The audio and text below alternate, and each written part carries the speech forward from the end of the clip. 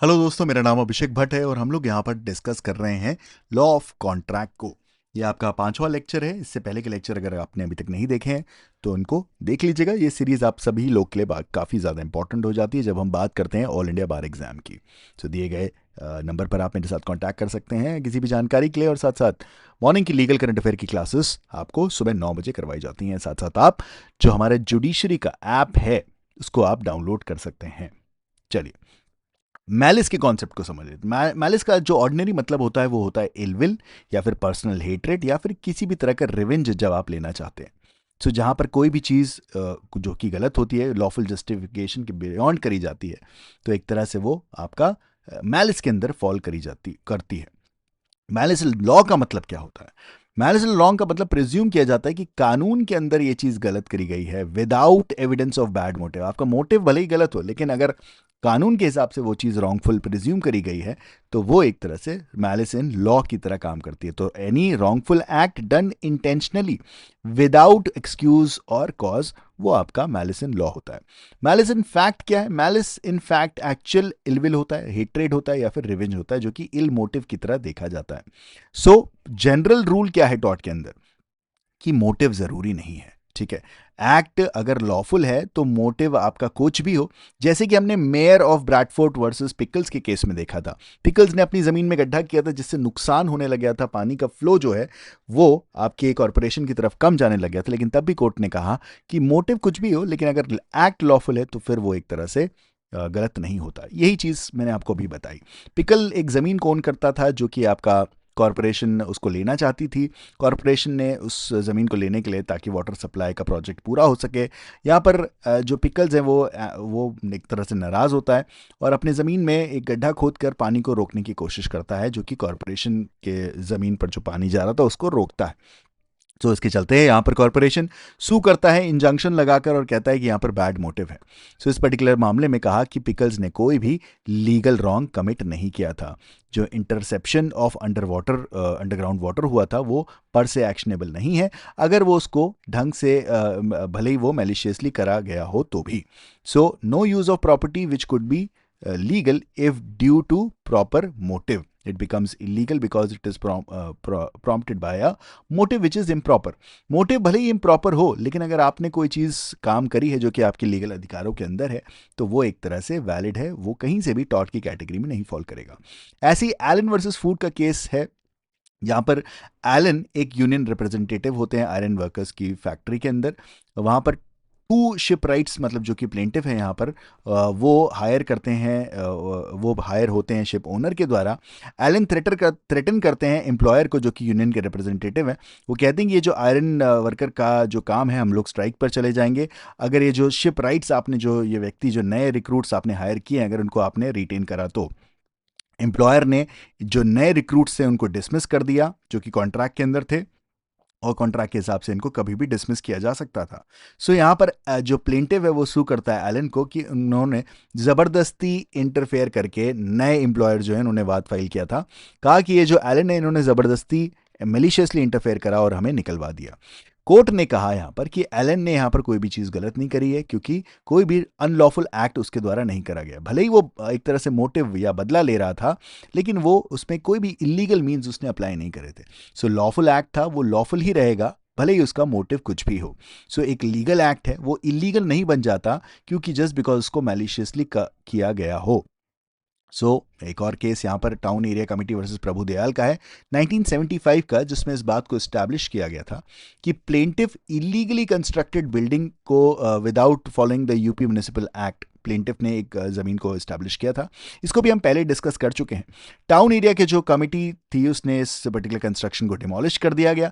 Plaintiff ने कहा कि देखिए यहाँ पर जो आपकी अथॉरिटी है, टाउन एरिया कमिटी जो है, उन्होंने मेरे घर को तोड़ दिया है, मेरे जो कंस्ट्रक्शन जो कराया था, कमर्शियल प्रॉपर्टी जो थी, नॉट घर, कमर्शियल प्रॉपर्टी जो थी उसको तोड़ दिया है। सो इसके चलते यहाँ पर ये केस फाइल किया जाता है इलाहाबाद हाईकोर्ट के सामने।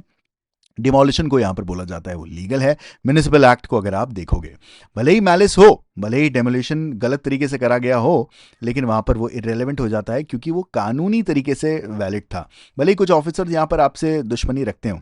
सो malice does not enter the scene at all, mere malice cannot render lawful action invalid. अगर एक्शन लॉफुल है तो कहीं से भी ये इनवैलिड नहीं बन जाता। सो मोटिव क्या कभी काम नहीं आता? आता है, कुछ एक्सेप्शंस होते हैं, जैसे कि मैलिशियस प्रोसिक्यूशन जो कि आपका एक टॉर्ट होता है, डिफेमेशन जहां पर आपका प्रिविलेज्ड ओकेजन होता है, या फिर न्यूसेंस हो गया, इंजूरियस फॉल्सहुड हो गया, कॉन्स्पिरेसी हो गया। इन सारे टॉर्ट्स को हम लोग अलग से भी कवर करेंगे। सो मैलिस इन लॉ है और मैलिस इन फैक्ट वो एक टॉर्ट होता है। सिर्फ और सिर्फ मैलिस इन लॉ है वो भी आपका एक टॉर्ट होता है, लेकिन मैलिस ऑफ लॉ नहीं है पर सिर्फ मैलिस ऑफ फैक्ट है तो वो टॉर्ट की कैटेगरी में नहीं फॉल करता। और अगर मैलिस इन लॉ है लेकिन आपको डिफेंसेस मिल जाते हैं, सो उस सिनेरियो में भी ये टॉर्ट की कैटेगरी में नहीं फॉल करता। अच्छा, डिफेंसेस क्या होंगे ये आगे, जनरल डिफेंसेस हम लोग आगे चल के डिस्कस करेंगे।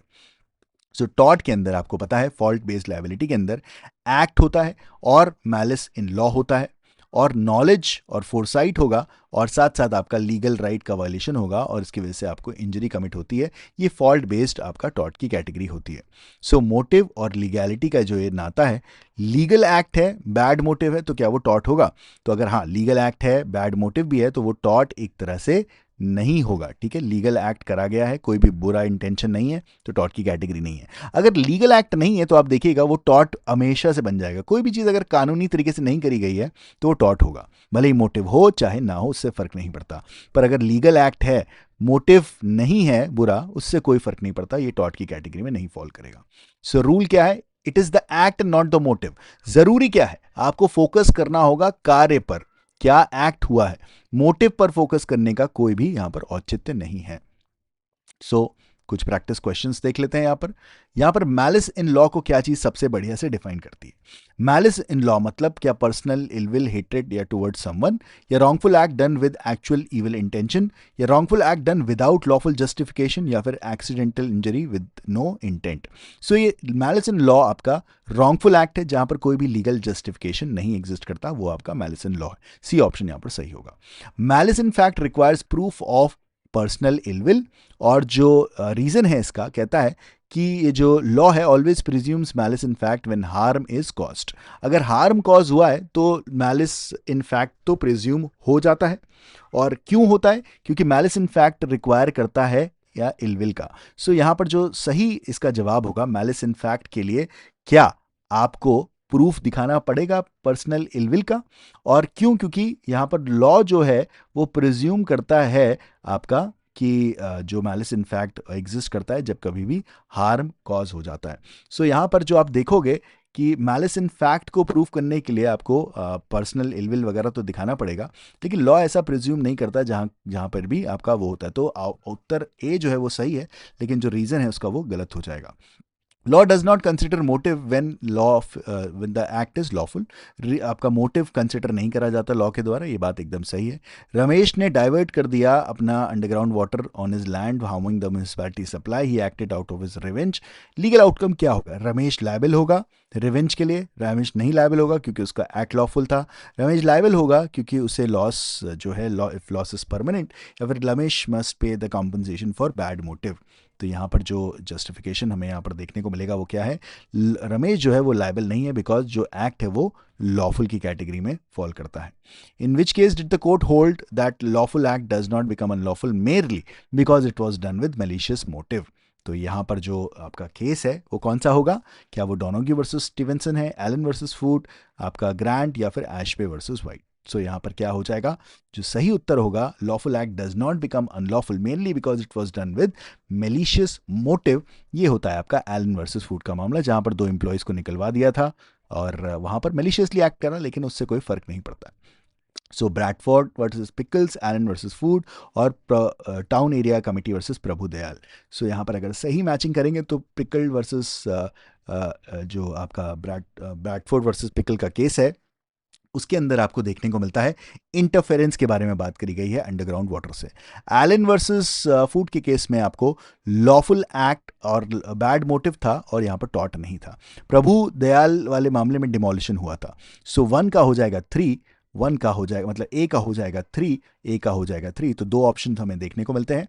और बी का हो जाएगा 1, बी का हो जाएगा 1, सो यहाँ पर option number A would be the right answer, C का हो जाएगा 2। करेक्ट स्टेटमेंट बताइए मैलिस इन फैक्ट के लिए। It is presumed by law in all the torts, क्या मैलिस इन फैक्ट प्रिज्यूम करा जाता है हर जगह? Requires evidence of ill intention, it is not recognized under Indian tort, और it applies to defamation only. So जो malice in fact है, क्या ये प्रिज्यूम करा जाता है आपके सारे टॉर्ट्स के अंदर मैलिस इन फैक्ट के लिए, या फिर यहाँ पर एविडेंस की रिक्वायर होती है मैलिस इन फैक्ट के बारे में जब बोलते हैं, जब इसको प्रूफ करने की बात होती है एक इल इंटेंशन के लिए? It is not recognize under Indian law. So देखिए, इंडियन लॉ के अंदर अलग से मैलिस इन फैक्ट की ज़रूरत होती नहीं है, मैलिस इन लॉ ही अपने में काफ़ी होता है। सो शॉपकीपर एक ट्रूथ जो है, ट्रूथ स्टेटमेंट कॉम्पिटिटर के बारे में बताता है कि वो दिवालिया हो गया है with the intent to ruin his business. क्या ये एक्शनेबल है? सच बात को फैलाना क्या कोई काम होगा? नहीं, बिकॉज ये एक ट्रूथ है और ट्रूथ एक वैलिड डिफेंस होता है। ठीक है। Which of the following taught is a malice a necessary element? इनमें से किस टॉट के अंदर मैलिस एक नेसेसरी एलिमेंट होता है? क्या नेग्लिजेंस, मेलिशियस प्रोसिक्यूशन, न्यूसेंस या फिर ट्रेसपास? मेलिशियस के नाम के अंदर ही मैलिस है, तो यहां पर मेलिशियस प्रोसिक्यूशन के लिए आपको मैलिस प्रूफ करना जरूरी होगा। दोस्तों, ये था आज का लेक्चर। जुड़ सकते हैं आप सुबह 9 बजे लीगल करंट अफेयर के लिए। साथ साथ हमारे ऐप को डाउनलोड कर सकते हैं, जहां पर डेली लीगल क्विज कराए जाते हैं आपको जुडिशरी, एपी और लॉ एग्जाम के पर्सपेक्टिव से। और यहाँ पर दिए गए नंबर पर भी आप कॉन्टैक्ट करके मेरे साथ जुड़ सकते हैं। टेलीग्राम चैनल पर भी आप मेरे साथ जुड़ सकते हैं। चलिए, आज का लेक्चर यहीं तक है।